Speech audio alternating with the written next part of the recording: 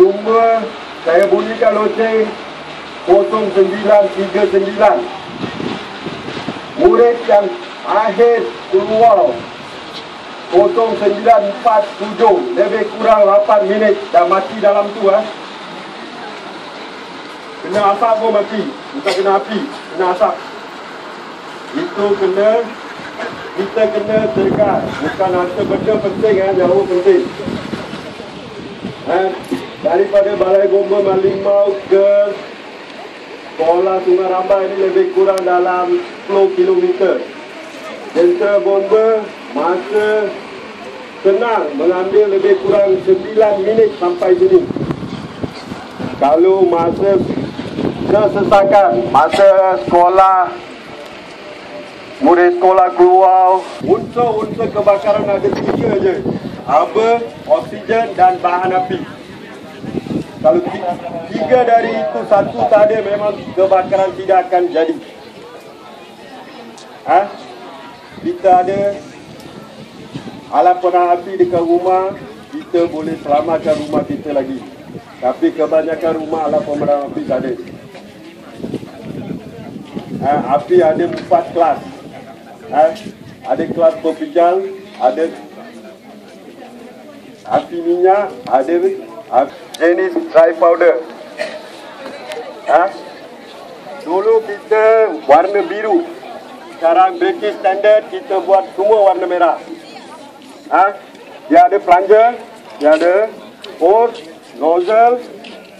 Lepas tu dia ada gauge, tekanan dia. Kalau gauge dia pada hijau, dia adalah baik. Kalau gauge dia pergi merah, tidak boleh digunakan. Sebab apa? Dia gunakan gas cartridge di dalam. Bila kita tekan plunger, dia akan bongsorkan gas cartridge. Gas cartridge akan bercampur dengan dry powder. Dia keluar di nozzle. Nanti kita tunjuk demo. Lepas tu sesiapa yang minat nak padam kebakaran boleh. Kalau boleh, cikgu, murid. Saya nak semua terlibat. Berapa besok ke rumah terbakar, tak tahu nak buat apa, panik. Ada apa-apa soalan?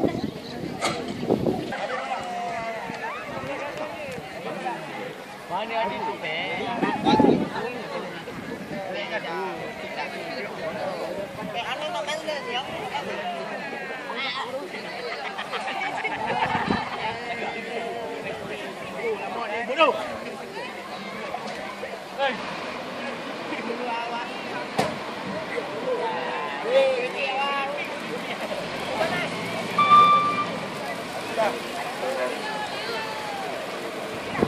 Itulah pakai helmet padam.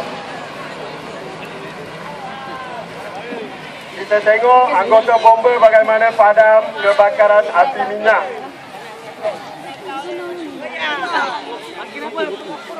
Geduk sikit lah duduk sini. Tengok je.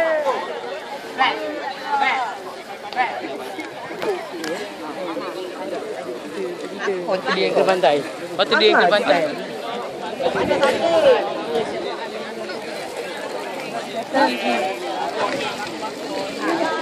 Tarik setipin. Okey, angkat. Nozzle pegang ke depan. Lepas tu cuba rapat ke api.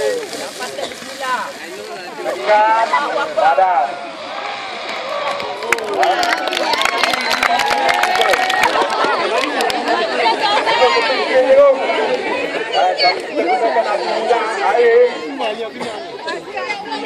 Kalau kita air. Jangan pakai air. Contoh.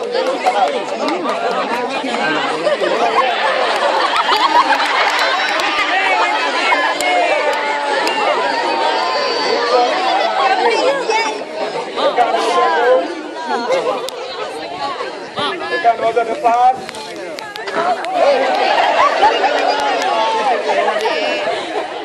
Kawan siapa ni?